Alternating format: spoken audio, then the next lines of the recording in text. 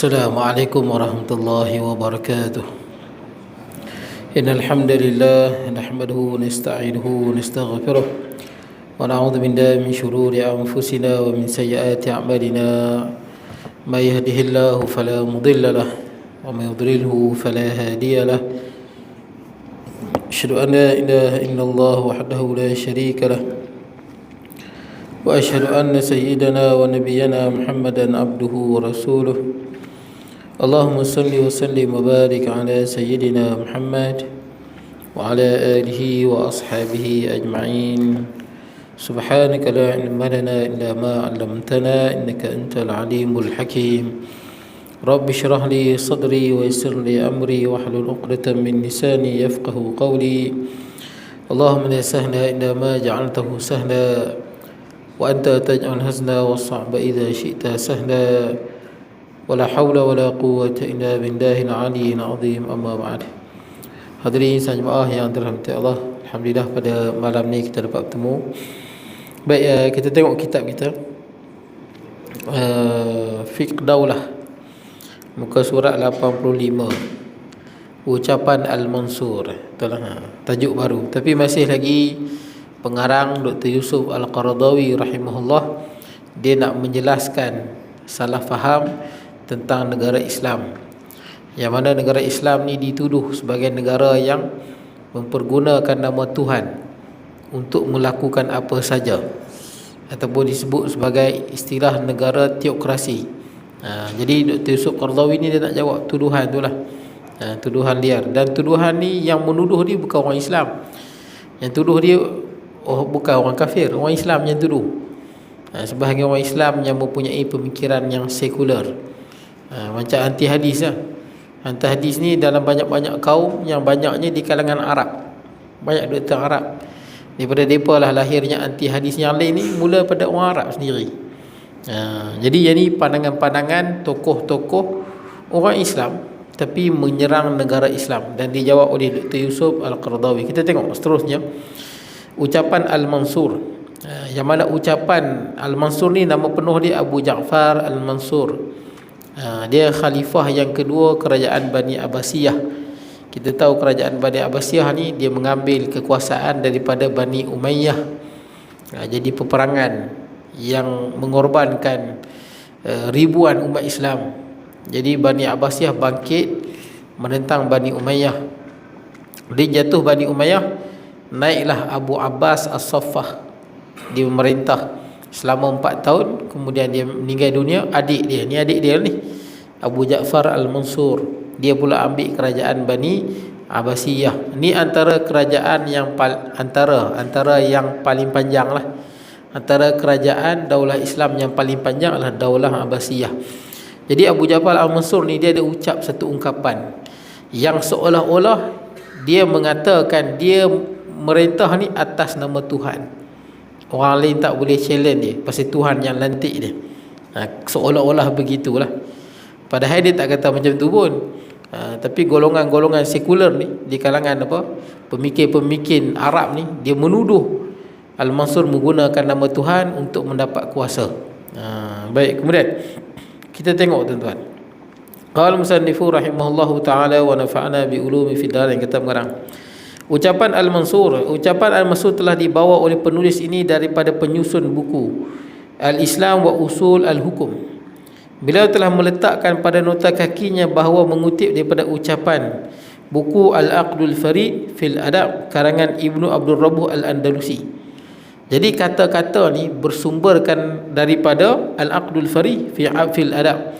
Sebenarnya buku ni buku sastra, dan buku ni tak boleh dijadikan sebagai rujukan, sebab dia buku sastra, dia tidak ada riwayat. Malah dalam buku ni, kalau tuan-tuan baca dalam sejarah, buku ni banyak riwayat-riwayat palsu yang disandarkan pada para sahabat, sebab dia tak hidup zaman sahabat. Jarak dia dengan sahabat ratusan tahun, tapi ada beberapa syair-syair yang mengarut. Antaranya dalam buku ni, antaranya lah, kalau siapa pernah baca Al-Aqdul Farid fil Adab karangan Abdul Rabbuh, dia mengatakan ketika mana Sayyidina Ali radhiyallahu an syahid dibunuh oleh Abdul Rahman bin Muljam, maka Sayyidatuna Aisyah radhiyallahu anha sujud syukur gembira. Ini fitnah. Padahal kematian Sayyidina Ali radhiyallahu an ditangisi oleh seluruh sahabat. Termasuklah Muawiyah bin Abi Sufyan yang tak sehaluan dengan Sayyidina Ali pun. Tapi buku ni bukan, sebenarnya di sini pun kita tak perlu ambil dah, tak perlu kita bahas dah. Maksudnya ungkapan yang disandarkan kepada Al-Mansur ni adalah ungkapan palsu yang tidak ada asas. Macam kita lah sekarang, kalau orang kata Hang Tuah mengatakan bla bla bla bla, padahal sekarang bila masa dia jumpa Hang Tuah, dia reka satu benda yang dia sandarkan pada Hang Tuah. Kalau tuan-tuan bisa dengar satu buku yang Syiah pegang kan, satu buku yang dipanggil apa, Nahjul Balaghah, Syarah Nahjul Balaghah atau Nahjul Balaghah. Katanya buku ni disandarkan kepada Sayyidina Ali radhiyallahu an. Buku ni ditulis 400 tahun setelah kematian Sayyidina Ali radhiyallahu an, dan tidak dinyatakan sanad. Tahu sanad? Daripada siapa ke siapa, siapa sampai Sayyidina Ali. Ajaib, macam mana dia boleh sandarkan kata-kata yang sependek kata dia reka kata-kata hikmah, dia sandar pada Sayyidina Ali. Macam mana kau boleh kata satu kata-kata yang disebut oleh 400 tahun disandarkan tanpa didatangkan sanad? Macam kita lah, ada hadis-hadis palsu yang disandarkan pada Nabi, kita tak perlu layan pun, betul tak? Macam hadis palsu yang memang tak boleh sebar, berdosa besar. Sebab hadis-hadis ini ditulis tanpa sanad. Kalau ada sanad pun, dalam sanad tu ada kadzab, pendusta, wadha', orang yang meletakkan hadis palsu.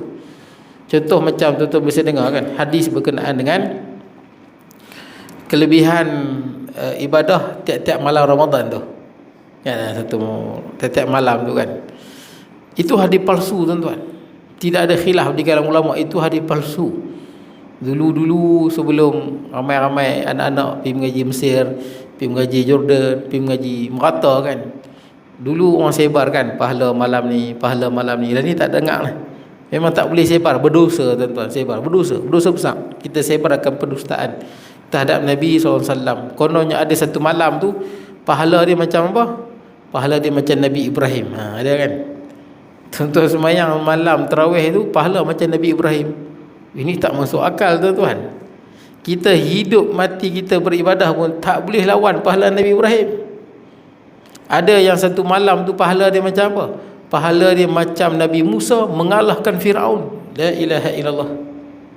Ini memang palsu, tidak ada khilaf. Tidak ada ulama kata palsu, yang kali kata tak palsu. Ni ijma' ulama memang palsu. Siapa ada orang buat lagu lagi tuan-tuan. Tak boleh, memang palsu benda tu. Tu yang orang tak share lah tuan-tuan lah ni. Yang orang tahu benda ni salah, orang reka. Kenapa ada orang reka? Banyak sebab lah. Ada orang pasal dia nak nama, ada orang yang dapat pengaruh di sisi raja, dia reka hadis yang bukan-bukan. Itu yang kesan pada masyarakat Melayu tu. Apa kesan hadis ni? Malam kau apa pahala macam Nabi Ibrahim. Sebab tu bulan Ramadan, kalau di Malaysia ni malam paling ramai malam mana? Malam yang pertama. Pasal apa? Pahala macam Nabi Ibrahim. Jadi tak payah main lah. Nampak jadi macam tu. Malam pertama ramai, kedua ramai, malam 10 malam terakhir orang dah tak ada, hilang. Padahal kalau tuan-tuan pergi di negara Arab, 10 malam terakhir yang ramai. Kalau paling ramai di negara Arab malam 27. Ini negara Arab, Turki ke, Mesir ke, Yaman ke, mana-mana negara Arab tuan-tuan, 27 paling ramai.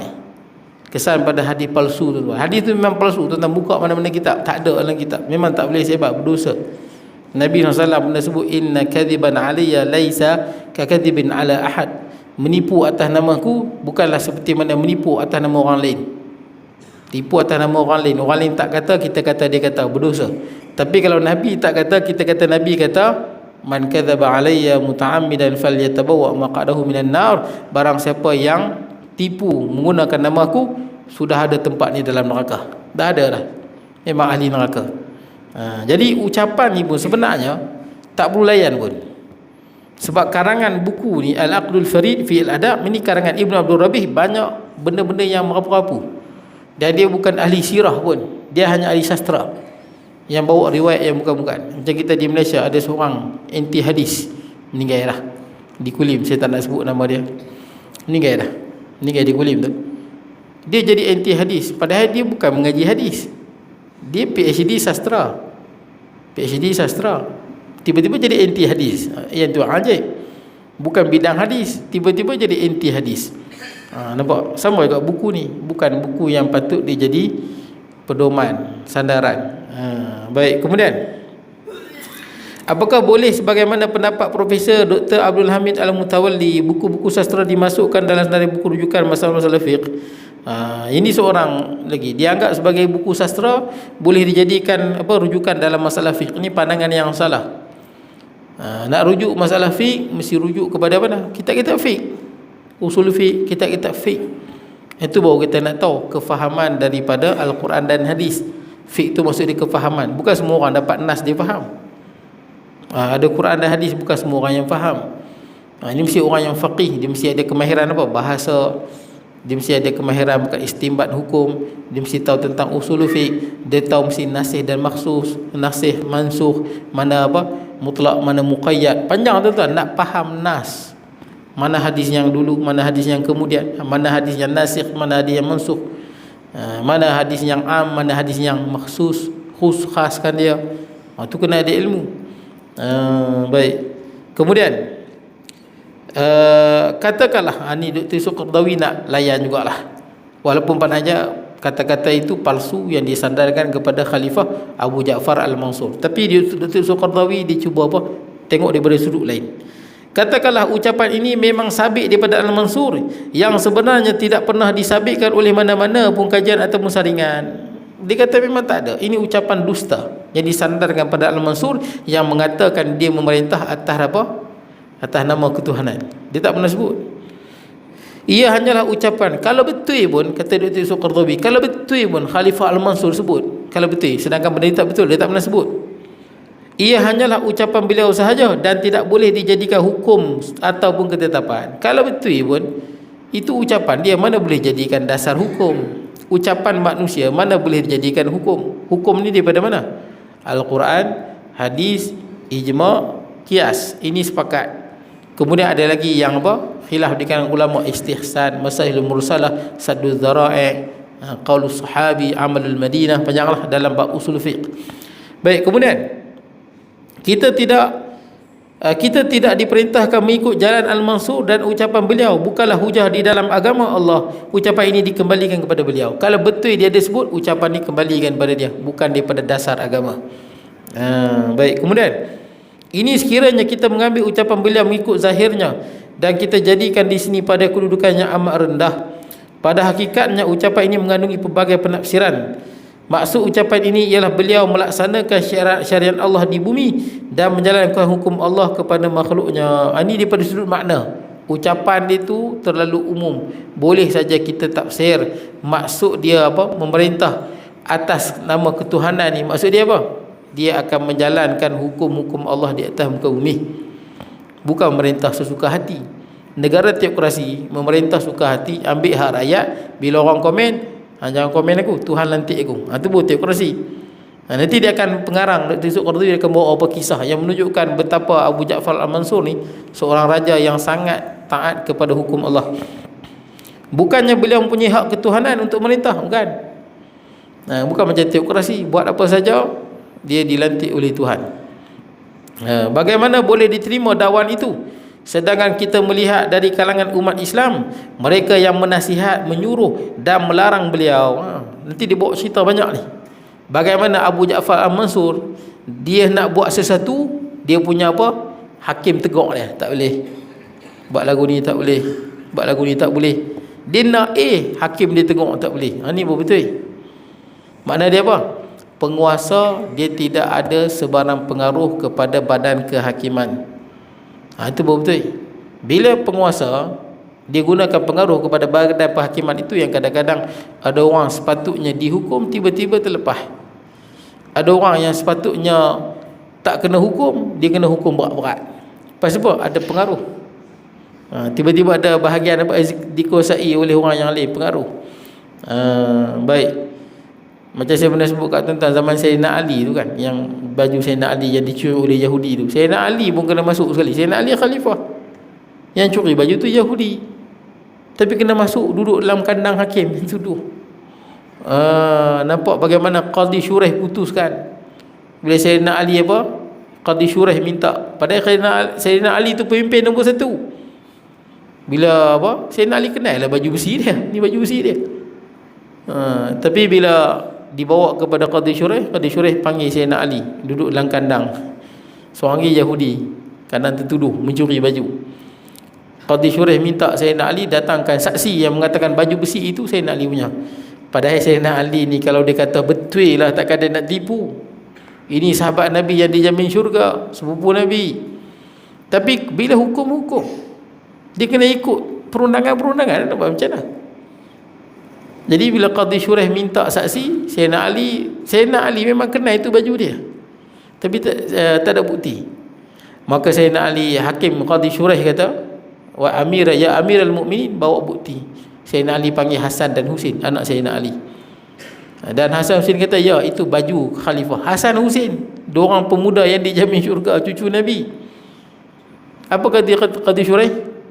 Penyaksian keluarga tak diterima, anak mesti sokong bapak, tak diterima.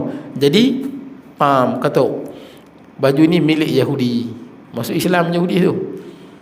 Nampak betapa tidak ada pengaruhnya pemerintah terhadap keputusan mana-mana hakim. Itu kadang-kadang kalau mana-mana negara lah, kalau ditulis jelas, peguam negara ada kuasa untuk menggugurkan ataupun tidak meneruskan pertuduhan. Kalau mana-mana negara ada lagu tu, memang dia akan jadi pengaruh, tuan-tuan. Kalau ada mana-mana negara lah ditulis macam tu, maknanya dia pertuduhan yang sabit jelas dah, memang boleh kena.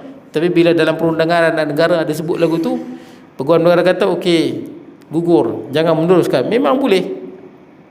Tapi kalau kita tengok pengamalan negara Islam, benda ni benda yang tak patut berlaku lah. Sebab mana-mana pemerintah yang ada kuasa dengan bidang kehakiman tak boleh campur, tidak, dia akan jadi kezaliman. Baik, kemudian saya dan melarang beliau sendiri tidak menolak dengan menyatakan saya seorang yang maksum daripada kesilapan ataupun saya mempunyai hak ketuhanan. Dia tak sebut. Dia tak sebut saya maksum, jangan tengok Tuhan lantik aku. Itu baru dia garanti akurasi. Ataupun mana-mana ucapan sepertinya.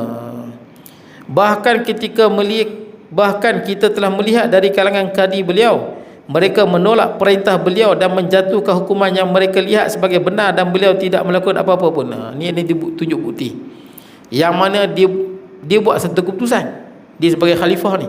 Tuan-tuan kena bayangkan negara kerajaan Abbasiyah ni, saya ingat dia punya kekuasaan tu lebih hebat daripada Amerika sekarang, tuan-tuan. Ini masa kerajaan Abbasiyah ni negara Islam nombor satu dunia. Negara Islam dah menjadi kuasa nombor satu dunia pada zaman Sayyidina Umar. Parsi jatuh, Rom pun jatuh. Masa zaman Abbasiyah ni, negara Islam negara nombor satu, paling dominan.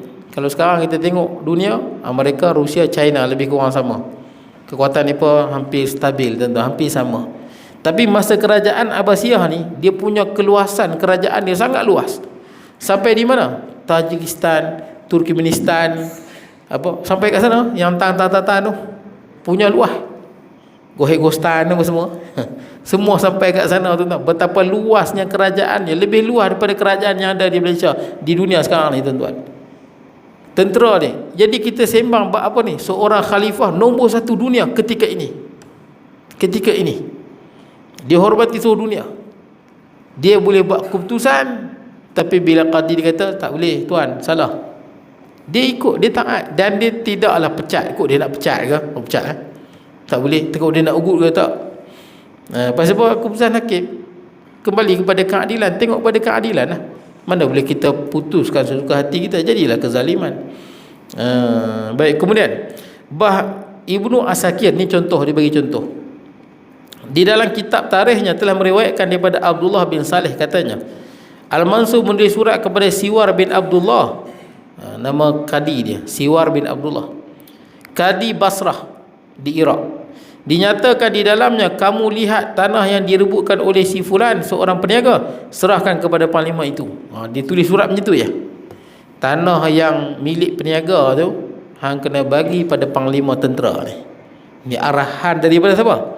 Sultan nombor satu dunia ketika ini, yang digeruni oleh seluruh dunia. Tak ada lah sebanding dengan dia ketika ini. Itu arahan dia pada siapa? Kadi dia, hakim dia. Baik, kemudian lalu Siwar ni apa? Kadi dia di Basrah. menulis semula kepadanya, siwa tulis balik padanya. Sesungguhnya bukti pada saya menunjukkan bahawa ia adalah hak si peniaga. Bukti yang ada kat saya, tanah tu peniaga punya. Dan saya tidak akan mengeluarkan daripada tangan beliau melainkan dengan bukti. Tegas, dia hantar balik, ditegur khalifah. Saya tak boleh serahkan tanah ni pada panglima perang tu, general tu, melainkan dengan bukti.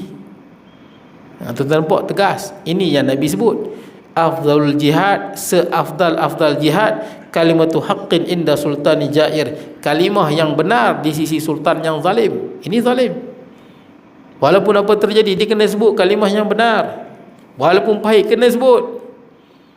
Sebab pemimpin, kenapa disebut kata-kata yang benar di sisi sultan yang zalim itu lebih afdal daripada berjihad di jalan Allah? Sebab orang yang berani mempertahankan kebenaran lawan pemimpin yang zalim, biasanya dia mati teruk. Biasanya boleh jadi dia kena seksa, dibuang negeri, dipotong tangan kaki, dicungkir mata dia. Sebelum nak mati tu dia perbuat macam-macam. Pemerintah yang zalim dia akan bunuh secara zalim. Sebab tu orang yang berani sebut perkataan yang benar di sultan yang zalim, itulah seafdal jihad. Apatah lagi kalau dia sebut perkataan supaya apa? Yang pemimpin zalim ni redha pada dia. Boleh jadi dia dapat kedudukan dan pangkat, tapi dia sanggup tinggal kedudukan dan pangkat kerana nak menyatakan kebenaran. Inilah seafdal jihad. Kena sebut, pedih ke tak pedih kena sebut, itu hakikat dia. Baik, kemudian Al-Mansur menulis semula. Surat ini sampai pada Al-Mansur.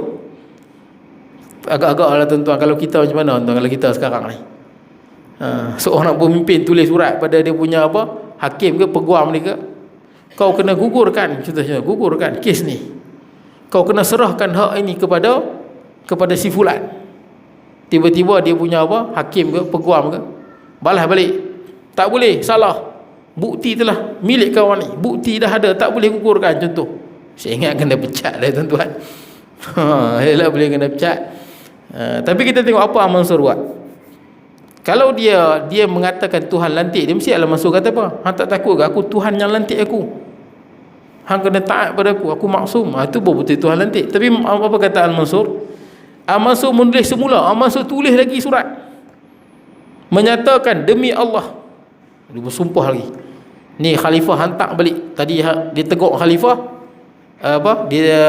khalifah tulis lagi surat, kali ni dengan bersumpah serius, demi Allah yang tiada Tuhan kecualinya, hendaklah kamu menyerahkan kepada si panglima. Cakap banyak tak ada, macam itulah kalau bahasa kita. Demi Allah yang tiada Tuhan melainkan dia, cakap banyak tak ada, hang bagi. Itu bahasa dia. Hang mesti serahkan tanah tu pada general ni, panglima ni. Cakap banyak tak ada, kalau bahasa kita cakap banyak tak ada. Tak ada, no, bagi. Siap bersumpah lagi. Kalau orang Arab sumpah ni serius ni. Ni bukan main-main. Baik, kita tengok apa kata Siwar membalas. Dia punya kadi balas balik. Kau nak serah surrender tak? Sahu kadi dia balas balik. Membalas surat tersebut dengan menyatakan demi Allah yang tiada Tuhan melainkannya. Balas balik, sumpah balik, demi Allah la wallahi ladzi la ilaha illahu, tiada Tuhan melainkannya, saya tidak akan mengeluarnya daripada tangan si peniaga melainkan dengan kebenaran. Tegas. Tuan-tuan, kalau pemimpin yang jahat dia dapat surat ni, dia akan menjadi sombong. Betul tak? Dia jadi sombong. Boleh jadi dia akan bertindak, boleh jadi dia akan bunuh, ataupun dia pecat, ataupun dia susahkan hidup kadi ni. Dia ada kuasa. Orang kali buat apa? Baik. Apa bila surat ni, apabila surat ni sampai kepada beliau, beliau menyatakan, demi Allah aku telah memenuhi kerajaanku dengan keadilan dan para kadiku mengembalikan aku kepada kebenaran. Nampak? Bila dia baca surat ni, dia bersyukur, alhamdulillah aku ambil kerajaan ni dengan keadilan, dan kadi-kadi yang ku lantik aku ni, depa menarik aku kepada keadilan. Bila dia nak buat kezaliman, kadi-kadi dia tegur, tak boleh. Barulah orang respect. Betul tak? Orang respect. Tapi bila orang tengok tuan-tuan tak sesuai, macam ada unsur-unsur kezaliman, baik di dalam negara, luar negara, orang akan nampak serong. Betul tak? Orang akan nampak rendah, orang akan nampak jijik kalau ada permainan-permainan yang tak cantik tuan-tuan, terutama dalam bidang kehakiman. Kemudian baik, kita doa mudah-mudahan negara kita macam ni, betul tak? Mudah-mudahan negara kita, qadi-qadi dia, hakim-hakim mahkamah persekutuan dia, peguam negara, semualah, semua ada sikap macam Siwar bin Abdullah, betul tak? Tegas. Salah, betul-betul ya. Sebab apa? Sebab manusia akan lihat, kita akan baca surat khabar, dunia akan memerhatikan. Bagaimana kita tengok, orang akan tengok, macam mana curi duit masjid, apa hukuman? 10 tahun penjara ke apa? Curi duit masjid RM22, penjara 10 tahun. Orang akan tengok, memanglah salah curi duit masjid, penjara 10 tahun. Tiba-tiba orang tengok ada kes yang lebih besar, terlepas, orang akan jadi apa? Ni apa benda ni? Orang jadi macam tu. Kalau ada lah tuan-tuan, saya tak tahu, tak ada kot. Tapi nak cerita tuan-tuan, betapa orang akan perhatikan keadilan ini lumrah tuan-tuan. Tuan-tuan tak perlu jadi ahli politik pun, sekadar tuan-tuan menjadi manusia yang dikurniakan akal, tuan-tuan boleh berfikir. Tuan-tuan boleh berfikir baik dan buruk. Dan dalam Quran sebut, wala tarkanu ila alladhina zalamu fatamassakumun nar. Jangan kamu cenderung kepada kezaliman, pasti kamu akan disentuh dengan sentuhan api neraka. Kita pun doa selalu dalam khutbah negeri Perak, serahkanlah urusan kita kepada siapa? Orang yang berani, amanah, betul tak? Yang boleh menegakkan keadilan berlandaskan hukum. Dengar doa tu tiap-tiap khutbah, ketuan tidur. Tuan-tuan kena amin. Saya kalau baca khutbah, saya mesti baca kuat sikit kat situ. Mudah-mudahan makbul. Biar hakim kita, peguam-peguam kita, semua-semua yang ada ni tahu. Kalau bagus lagi peguam, yang bagus lagi peguam, kalau dah baca fakta kes, kawan ni memang salah, tak payah jadi peguam dia, betul tak? Ini lagi bagus. Tengok fakta kes, dia ni memang salah, jelas, tak payah jadi peguam, memang salah. Jangan jadi peguam tuan-tuan yang mana asalkan menang kes, duit masuk, kita nampak memang jelas dia salah, tak payah jadi sokongan pada dia. Baik, kemudian Ibnu Asakir ada lagi telah mengeluarkan daripada Numair Al-Madani, katanya Al-Mansur datang ke Madinah, dan waktu itu Muhammad bin Imran Al-Talahi menjadi kadinya. Kadi ni hakim hakim. Tapi kita hakim di sini tuan-tuan, mahkamah ni satu ya, dia gabung semua. Tapi kalau kita di Malaysia ni ada mahkamah syariah dan sivil. Kita baru ni ada orang cuba mencabarkan mahkamah syariah. Itu kesan dia besar tuan-tuan. Kalau dia berjaya mencabar, maka runtuhlah institusi credibility mahkamah syariah. Lepas ni mahkamah syariah jatuhkan hukum apa-apa tak laku, orang boleh lawan. Mudah-mudahan mahkamah syariah di Malaysia ni sama power dia macam mahkamah persekutuan, mahkamah sivil. Mudah-mudahan begitu, tak boleh dicabar di mana-mana mahkamah. Kan ada orang cuba cabar kan, tapi alhamdulillah kalah, tak dilayan ke macam mana, macam itulah berbau ni. Alhamdulillah, tidak itu satu benda yang menakutkan kalau dia boleh cabar mahkamah syariah. Baik, kemudian pedagang-pedagang Imran Al-Talahi menjadi kadinya, dan saya adalah penulisnya. Pedagang-pedagang unta telah meminta suatu pertolongan bagi menghakimi Al-Mansur. Jadi tuan-tuan tengok betapa peliknya. Bila Khalifah Abu Ja'far Al-Mansur rahimahullah dia datang ke Madinah, ketika ni siapa jadi kadi? Muhammad bin Imran Al-Talahi. Ada pedagang-pedagang unta ni, dia pun ambil kesempatan masa ni, dia pun jumpa kadi. Jumpa kadi supaya apa? Minta kepada kadi tolong hukum siapa? Kami nak minta keadilan terhadap khalifah. Kalau kita pelik, gila apa nak lawan dengan dia? Kalau biasanya macam tu lah, dia tu khalifah. Ni jumpa kadi supaya apa? Kami nak tuntut keadilan daripada dia. Makna dia apa? Kena seret Amirul Mukminin, bawa ke mahkamah. Boleh buat ke tuan-tuan sekarang? Boleh buat. Seret Amirul Mukminin mai ke mahkamah. Kami ada benda yang kami nak tuntut pada dia. Dia ada buat salah pada kami. Ini pedagang-pedagang unta. Dia meminta kat siapa? Muhammad bin Imran Al-Talahi. Seolah-olah kita tengok di sini, kadi dia ada kuasa yang sangat kuat.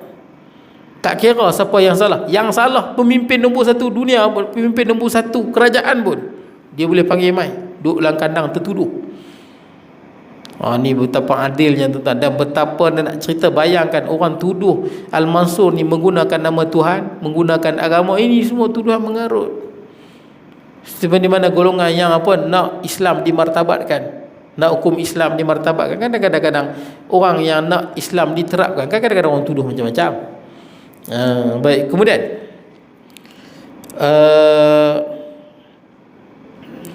dan adalah penulisnya, pedagang-pedagang unta minta suatu pertolongan bagi menghakimi Al-Mansur. Lalu Muhammad merintahkan aku menulis surat arahan menyuruh Al-Mansur hadir untuk dibicarakan. Subhanallah. Tulis surat, kadi tulis surat, hantar pada Amirul Mukminin, mai masuk mahkamah. Sekarang ni berani buat, tuan-tuan. Nak cerita betapa adilnya, tuan-tuan. Macam inilah kita harap sebuah negara Islam yang betul-betul adil dan tulus.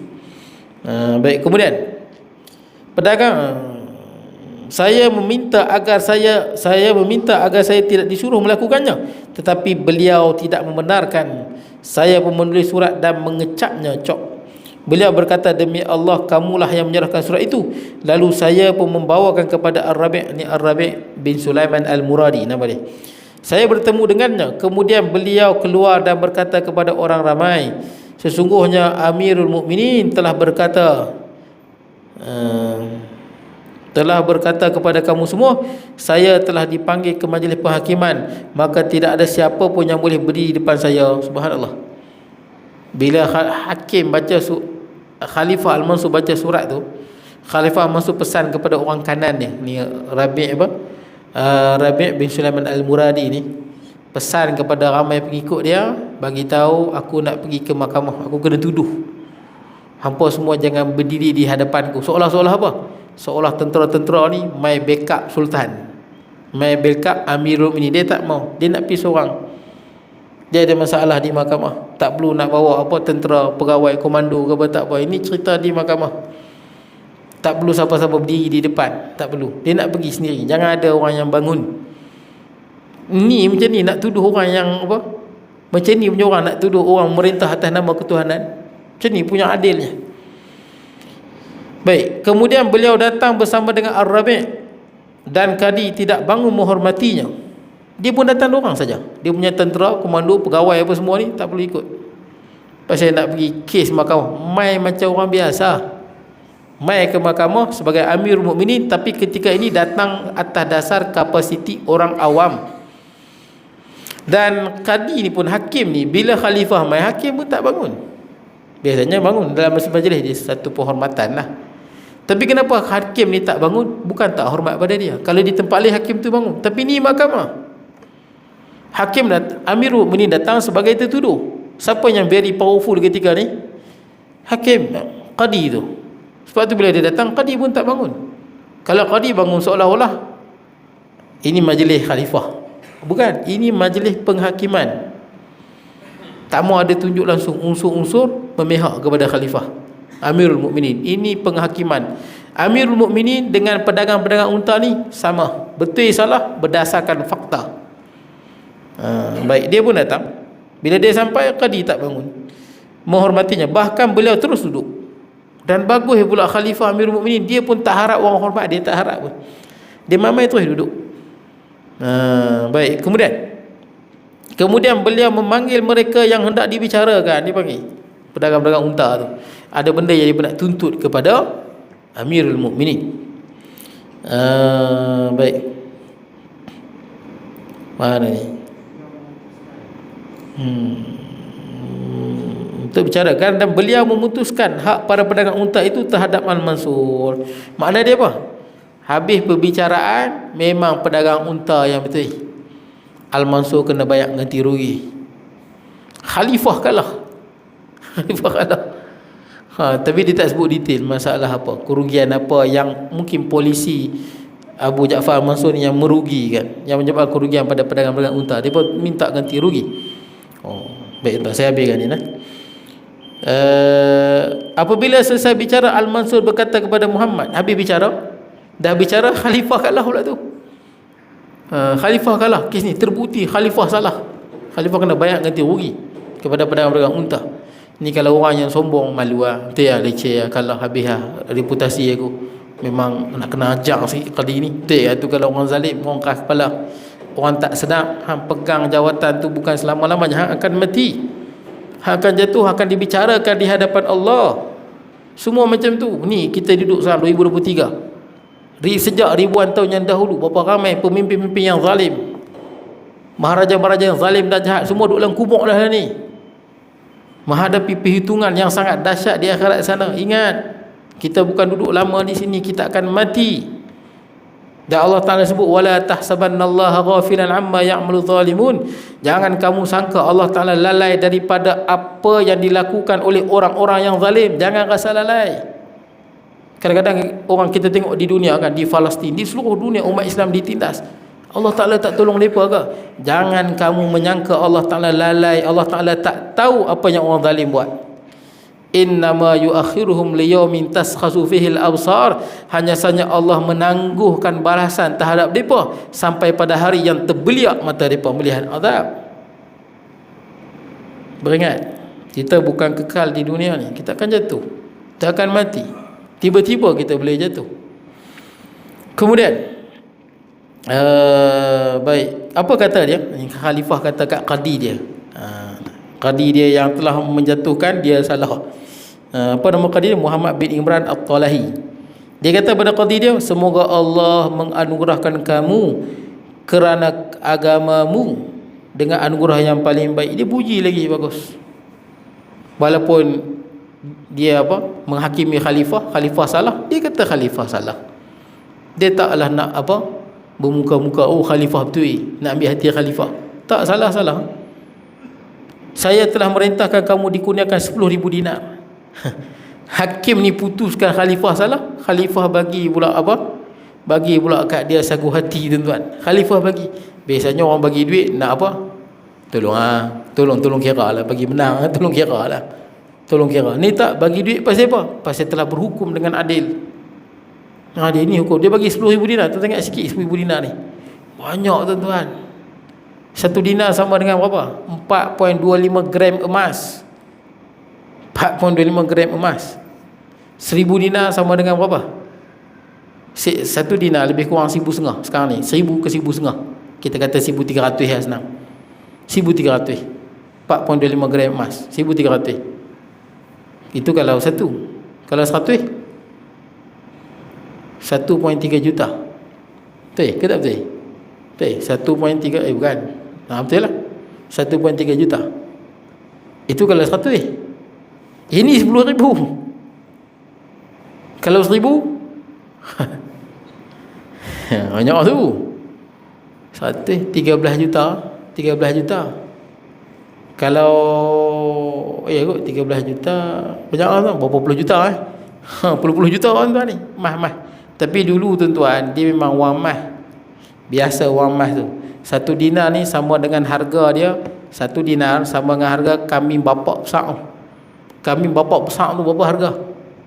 Bukan kambing kurus nak mati, bapak besar. 1,000 lebih kan? Itu 1 dinar. Seolah-olah dia dapat 10,000 kambing bapak besar. Itu. Oh, kaya tuan-tuan, boleh bencin lah. Ada tak? Boleh bencin lah. Tapi saya tak pasti sama ada dia terima ke tak terima. Tapi kalau tuan-tuan rajin baca kisah-kisah, kebiasaannya bila Amirul Mukminin bagi, biasanya memang dia tak terima. Tapi tang sini tidak ada kesinambungan cerita, berhenti di sini. Baik, mungkin dia nak ringkaskan pada poin dia. Habis tuan-tuan, kita insya-Allah akan datang kita sambung dekat Abdul Rahman bin Ziyad bin An'um bin Afriqi. Orang Afrika. Kita sambung di situ nanti. Masih lagi dalam cerita betapa tunduknya Khalifah Al-Mansur terhadap hukum yang benar. Dia tidak pernah menjual nama agama, nama Tuhan untuk buat sesuka hati macam negara teokrasi. Dia tak pernah buat. Cukup sekadar itu, saya mohon maaf kalau kurangan dan sebagainya. Aku qauli hadza wa astaghfirullahal azim li wa lakum sa'il muslimin wal muslimat minna wal mu'minat. Bismillahirrahmanirrahim. Allahumma ij'al jam'ana hadza jam'an marhuma, tafarruqana min ba'di tafarruqan ma'suma, wa la taj'al minna shaqiyyan wa la mahruma wa la mathrura. Wa sallallahu nabiyina Muhammad wa ala alihi wa sahbihi barik wa sallam. Alhamdulillahil alamin.